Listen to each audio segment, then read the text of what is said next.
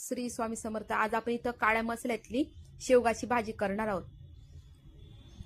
ही भाजी एकदम तरीवाली आणि छान लागते. एकदम सोपी आणि झटपट तयार होणारी भाजी आहे. इथं मी शेवगाच्या शेंगा घेतलाय पावशेर. त्यांना असं छान चिरून घेतले आणि त्याच्या चारी बाजूंनी साल काढून घेतलंय.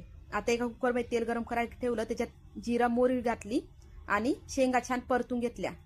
शेंगा फ्राय केल्यावर छान टेस्ट येते.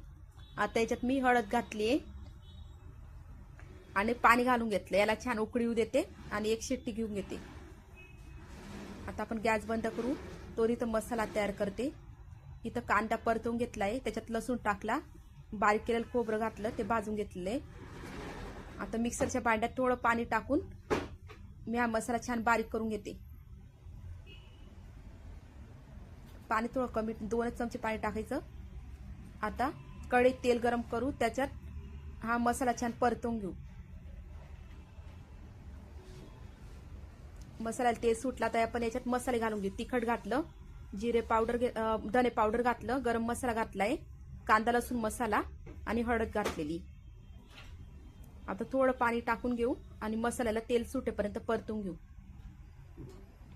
आता थोडं पाणी घातलं, परत परतून घेतलं. आपण तेल सुटलंय मसाल्याला. आता आपण शेंगा घालून घेऊ.